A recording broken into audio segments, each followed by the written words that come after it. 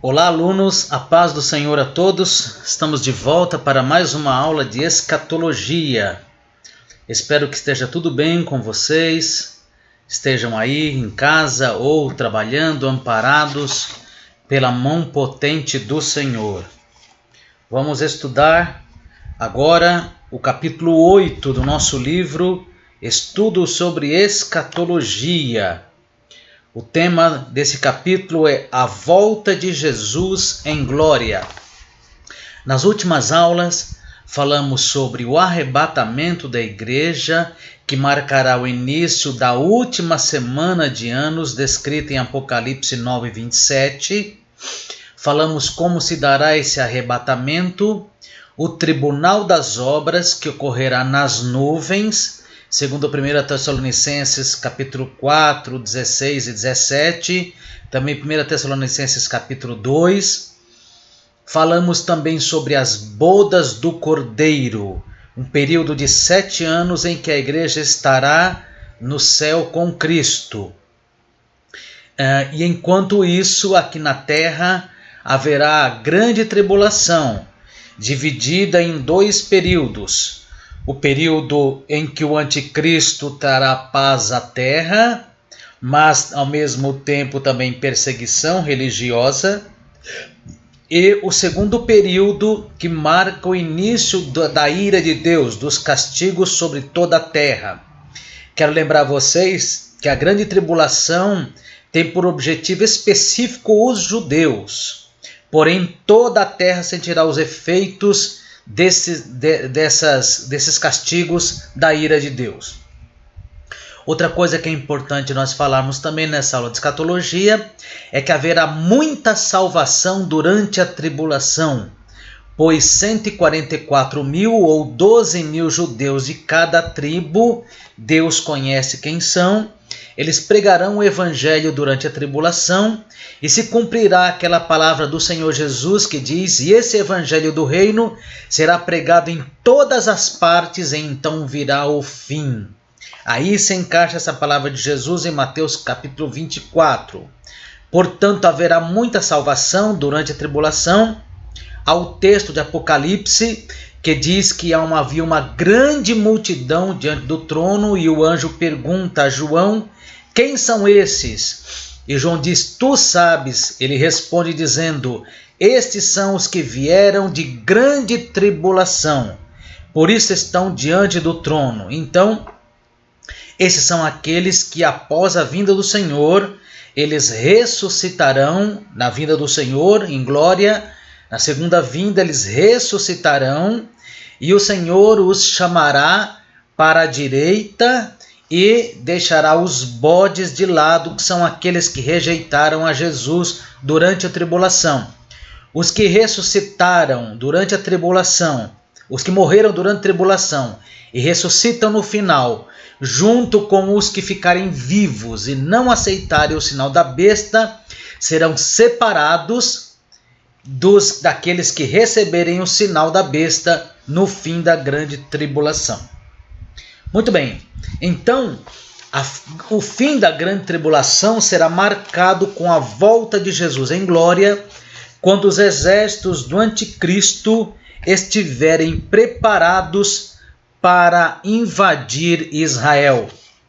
Jesus voltará juntamente com sua igreja glorificada. No livro diz: vimos anteriormente como exércitos de milhões de homens se defrontarão no vale do Armagedon, e como Israel estará prestes a ser derrotado diante dos ataques do anticristo a Jerusalém. Nesse momento ocorrerá um milagre. Nas nuvens do céu aparecerá um exército de muitos milhões, vestidos de branco, cavalgando cavalos brancos. À frente desse exército vindo do céu estará um que é maior, que é mais glorioso que todos, Jesus. Apocalipse 19, de 11 a 6. Então vemos aqui em Apocalipse, capítulo de número 19, esta narrativa da vinda de Jesus em glória. Apocalipse, capítulo 19, diz assim: E depois dessas coisas ouvi no céu, aliás, versículo 11, e vi o céu aberto, e eis um cavalo branco que estava sentado sobre ele, chama-se Fiel e Verdadeiro, e julga e pelejará com justiça. É Jesus. E os seus olhos como chama de fogo, e sobre a sua cabeça havia muitas diademas, e tinha um nome escrito que ninguém sabia senão ele mesmo. Estava vestido com uma veste salpicada de sangue, e o nome pelo qual se chamava é a Palavra de Deus. E seguiram-lhe os exércitos que há no céu, em cavalos brancos e vestidos de linho fino, branco e puro. Interessante percebermos que estes que seguem Jesus, montados nos cavalos, quando Jesus desce depois das bodas, eles descem junto com Jesus para a terra. Vejam aqui o texto de Apocalipse 19, versículo 14, diz que eles estão vestidos de linho finíssimo, branco e puro. E veja no capítulo 4, que a visão do grande trono de Deus. Veja o que diz o capítulo 4, verso 4. E ao redor do trono havia 24 tronos, e vi assentados sobre os tronos 24 anciãos vestidos de veste branca, e tinham sobre a cabeça coroas de ouro. Veja, então, esses que estão vestidos de vestes brancas, no capítulo 4, eles representam a igreja. No final dos 7 anos, eles descem no capítulo 19 acompanhando o Senhor Jesus, de vestes brancas. E da sua boca, versículo 15, e da sua boca saiu uma aguda espada para ferir com ela as nações, e ele as regerá com vara de ferro. Ele vai ferir as nações, os exércitos que estão preparados para marchar contra Israel. Ele as regerá com vara de ferro, e ele mesmo é o que pisa lagar do vinho do furor da ira do Todo-Poderoso. E na veste e na sua coxa tem escrito o nome: Rei dos Judeus, Senhor dos Exércitos. Senhor dos Senhores, aliás. E vi um anjo que estava no sol, e clamou com grande voz, dizendo a todas as aves que voavam pelo meio do céu: Vinde e ajuntai-vos à grande ceia do grande Deus, a ceia do grande Deus. Ou seja, esse anjo está convidando todas as aves de rapina, corvos, urubus, para vir se alimentarem, porque com a palavra de Deus, a palavra que vai sair da boca de Cristo, os exércitos do anticristo serão derrotados e mortos. Está convidando os animais para comerem a carne desses exércitos que morrerão. 18. Para que comais a carne dos reis, dos tribunos, dos fortes, dos cavalos e dos que sobre eles se assentam, e a carne de todos os homens, livres e servos, pequenos e grandes, que serão o exército do anticristo, que vão morrer na batalha. Versículo 19. E vi a besta e os reis da terra e os seus exércitos reunidos, para fazerem guerra àquele que estava sentado sobre o cavalo e o seu exército, preparados para lutar contra Cristo e contra o seu exército. Mas, antes que eles lutem, a besta foi presa, e com ela o falso profeta. Os dois são presos, que reinaram durante 7 anos na terra, que diante dela fizeram os sinais com que os enganou, os que receberam o sinal da besta, e adoraram a sua imagem. Esses dois foram lançados vivos no ardente lago de fogo e enxofre. Então, no final da grande tribulação, o Senhor lançará o falso profeta e o anticristo no lago de fogo e enxofre, e destruirá os seus exércitos. E os demais foram mortos com a espada que saía da boca do que estava sentado sobre o cavalo, e todas as aves se fartaram das suas carnes. Então Jesus voltará juntamente com sua igreja glorificada. O que acontecerá aos judeus na segunda vinda de Jesus em glória? É o tópico de número 2 aqui, número B. Página 98. No momento da volta triunfal de Jesus, os judeus estarão no auge da sua maior aflição. Mas quando Jesus se manifestar em glória, também o Espírito Santo de Deus estará presente. O Espírito sempre glorificou a Jesus. Todo o povo de Israel, num só momento, reconhecerá Jesus como Messias, a quem aguardavam, mas que já viera e fora por eles rejeitado. Eles terão uma grande surpresa quando virem que este que vem é Jesus Cristo, que foi rejeitado. No entanto, reconhecerão seus pecados e chorarão, certamente com o enorme peso da consciência por terem feito aliança com o Anticristo. Mas o Espírito revelará aos judeus a fonte de purificação que se abriu também para eles. O Senhor os purificará por meio do sangue de Jesus. E assim se cumprirá a segunda parte da profecia de Ezequiel 37, quando o Espírito entrou no corpo dos mortos e eles se puseram de pé, um exército extremamente grande. O povo de Israel, que já recuperou vida nacional, receberá então vida espiritual, pois serão salvos em sua própria terra, pois serão salvos num dia. O Senhor fará com eles uma nova aliança, será um tempo de refrigério, todo Israel creu e foi salvo, e os judeus dirão acerca de Jesus: bendito o que vem em nome do Senhor. Isso é o que acontecerá aos judeus na vinda de Jesus em glória. Jesus vencerá o anticristo, seus exércitos. Satanás também será preso.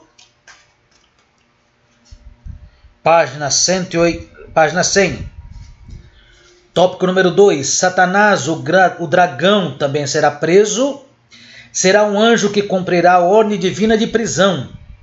Ele trará na mão a chave do abismo que Jesus tirou do próprio diabo e uma cadeia. Então Satanás será preso e encarcerado no poço do abismo, e ali ficará por 1000 anos.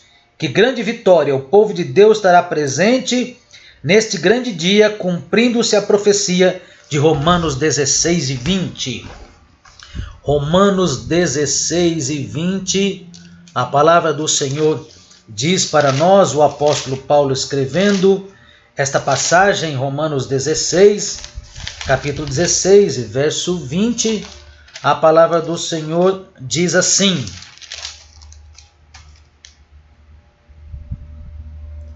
e o Deus de paz esmagará em breve Satanás debaixo dos seus pés. A graça de nosso Senhor Jesus Cristo seja convosco. Amém. Satanás também será preso. Esta batalha será no vale de Armagedon, não é? O vale de Megido. E toda a humanidade reconhecerá que Jesus é o Senhor. Os pecadores aclamarão, montes cai sobre nós, escondei-nos da face daquele que está sentado sobre o trono. Então os abutres do céu se ajuntarão para comer a carne dos reis e dos poderosos. Israel trabalhará para limpar a sua terra e sepultar os mortos, um trabalho que levará 7 meses. Tomarão uma presa abundante, mas todas as armas serão destruídas. Os sobreviventes da luta voltarão para suas terras, sabendo que Deus operou e pelejou por seu povo Israel. E então o Senhor combaterá, matará os exércitos do anticristo no vale de Armagedon. Muito bem, continuando. Haverá então o julgamento ali, o julgamento das nações. Antes de Jesus assumir o seu principado, se iniciar um milênio, ele julgará as nações. Lemos a esse respeito, na forma de uma palavra profética, no sermão de Jesus em Mateus 25, de 31 a 46. Esse julgamento não deve ser confundido com o juízo final, diante do trono branco que terá lugar após o milênio. Esse julgamento das nações, a Bíblia fala muito pouco. Qual é o tempo desse julgamento? Antes do milênio. Jesus disse que na sua vinda em glória, Ou seja, na segunda vinda de Jesus, na segunda fase, depois que o exército do anticristo for vencido, Jesus se assentará no seu trono de glória. Isso será em Jerusalém, no lugar que a Bíblia chama de Vale de Josafá. Jesus agora pois é rei, pois esta parábola diz, está escrito, o rei lhes dirá. O tempo desse julgamento, antes do milênio. Quem é que será julgado diante desse tribunal? Está escrito que todas as nações estarão nele reunidas. Somente no julgamento final, diante do trono branco, os homens responderão como indivíduos isolados pelos pecados que cometeram. Mas agora, no julgamento das nações, a humanidade será julgada de modo coletivo. Possivelmente virão à presença de Jesus as autoridades constituídas de cada nação. Quem será julgado nesse tribunal? As nações que ficarem vivos. Cristo exterminará os exércitos do anticristo, mas muita gente não fará parte ainda desse exército. Lembre que a humanidade é muito grande, hoje nós temos 7 bilhões de pessoas, né? Muitos não receberão o sinal da besta e ainda estarão vivos nesse período. Outros receberão o sinal, mas não farão parte dos exércitos do anticristo, portanto estarão vivos.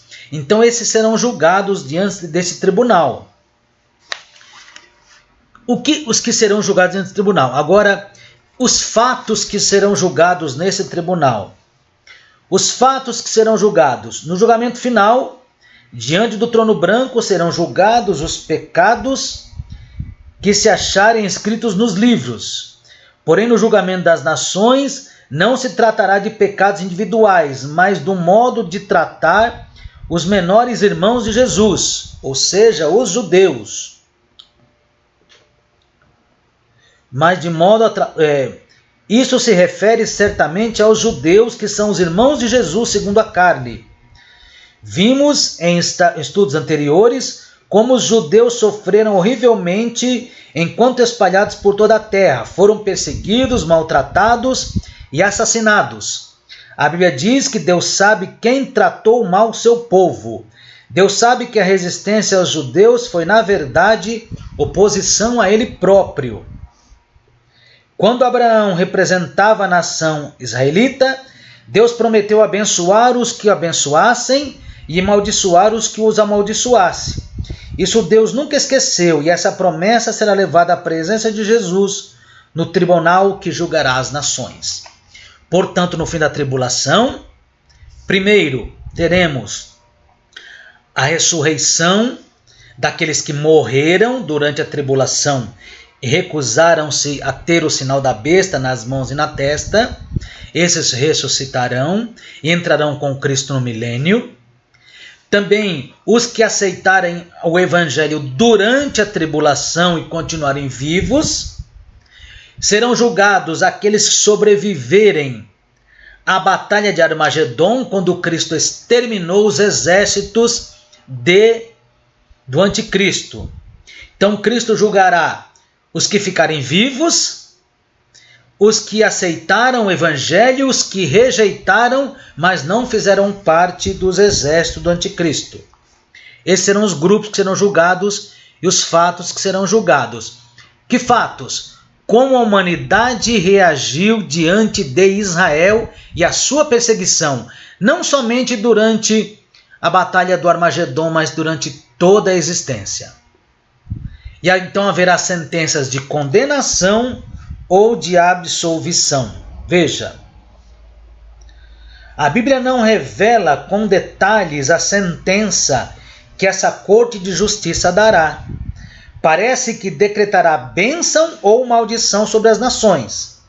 Após a catástrofe de Armagedon e o caos generalizado sobre todo o mundo, quando mais de um terço da humanidade perecerá na terra, é evidente uma reorganização total das nações e seus limites no mapa político da terra. Certamente as nações que tiverem tratado bem os judeus terão posição de destaque entre os demais, enquanto a maldição estará sobre os que tiverem maltratado. A Bíblia fala de reinos que foram esmiuçados. É provável que o Tribunal das Nações promoverá ou confirmará essas mudanças e modificações pelas quais a humanidade passará. Ok? Voltando ainda aqui. Número 5. As sentenças de condenação de morte eterna ou de absolvição para gozo eterno. De que fala a parábola de Mateus 25:46, sem falta terão seu cumprimento. Cada nação pagará pelos seus feitos e sofrerá as consequências de suas obras. Todavia não se sabe se a sentença de condenação eterna que for pronunciada no Tribunal das Nações, se serão executadas imediatamente ou só no julgamento final, no juízo final. Sabemos que não haverá ninguém no inferno quando o anticristo e o falso profeta forem ali lançados. Quando Satanás for também lançado no mesmo lugar, 1000 anos mais tarde, somente o anticristo e o falso profeta estarão nessa prisão, e ninguém mais foi para lá enviado. Concluímos então que os condenados no Tribunal das Nações, governantes que responderão por crimes de responsabilidade, não terão suas sentenças executadas imediatamente, mas no julgamento final, quando a trindade satânica receberá toda a condenação. A perspectiva profética permite-nos dissociar datas. Quando Jesus fala acerca da ressurreição dos justos e dos injustos, ele fala desse fato como um acontecimento único, embora decorressem 1000 anos entre um e o outro acontecimento. Então vejam que essas sentenças elas serão aplicadas, não sabemos, a Bíblia não fala, se imediatamente ou no juízo final, ou se essas nações elas serão condenadas a serem nações governadas pela igreja, né? Não sabemos, tudo isso é no campo da especulação. O fato é que essas nações vivas entrarão no milênio, terão a chance de ali servirem a Deus durante 1000 anos, no reinado de Cristo. Cristo reinará em Jerusalém, porque no fim desse período, Satanás ainda será solto para tentar pela última vez enganar as nações.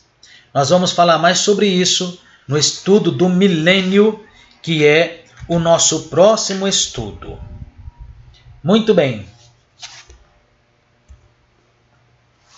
O Rei da Glória fará soar a palavra do seu poder, e os mártires da grande tribulação ressuscitarão. Muito bem, agora, depois do julgamento, os mártires, os que morreram na grande tribulação, que recusaram o sinal da besta, do anticristo, e deram a sua vida para serem salvos, ressuscitarão aqui para entrar no reino do milênio.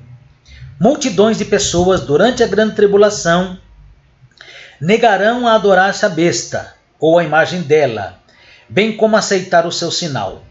Ficarão firmes no testemunho de Jesus e na palavra de Deus, e por isso serão todos assassinados. Que banho de sangue!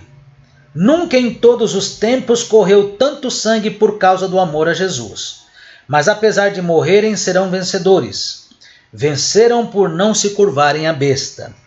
Venceram porque pelo testemunho obtiveram a salvação. A poderosa voz de Jesus ressuscitará todos. Ressuscitarão com corpos glorificados.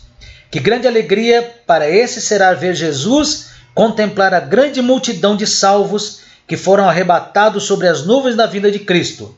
Agora esses mártires se unirão à igreja glorificada que desceu do céu com Jesus, e juntos governarão a terra por 1000 anos, sob a direção do Senhor. A grande tribulação terá terminado. Israel estará salvo.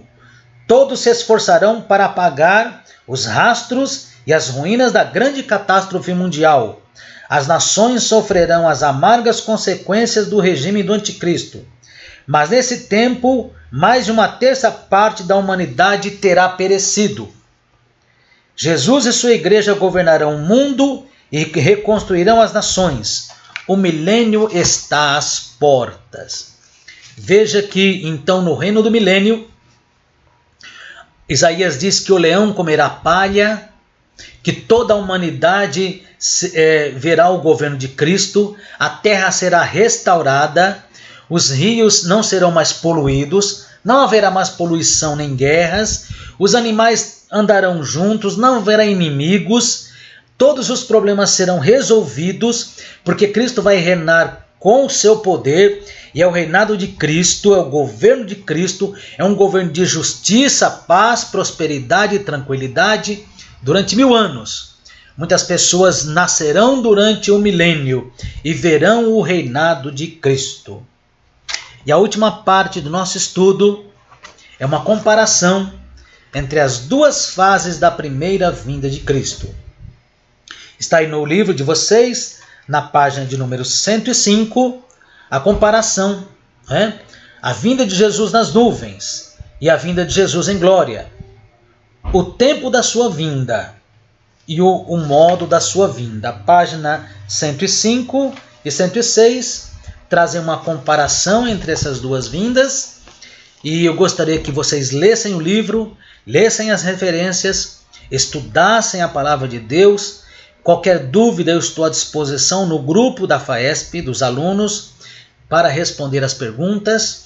Logo estarei preparando um questionário para vocês. Nós temos muita coisa para conversar, para falar sobre esse tema. Então vamos aproveitar esse período que você pode estar em casa aí, e não esqueça os seus estudos. Continue estudando, lendo o livro, lendo a Bíblia.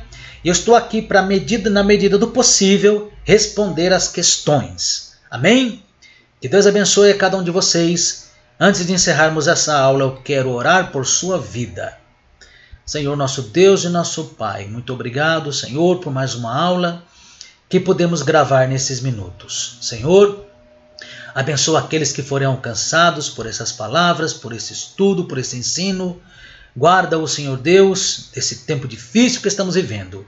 Supre toda a necessidade, abençoa as famílias, Senhor. Abençoa a tua igreja, Senhor, a cada aluno da extensão da FAESP em Itaquera. É o que nós pedimos, em nome de Jesus. Amém. Deus abençoe a sua vida, meu irmão.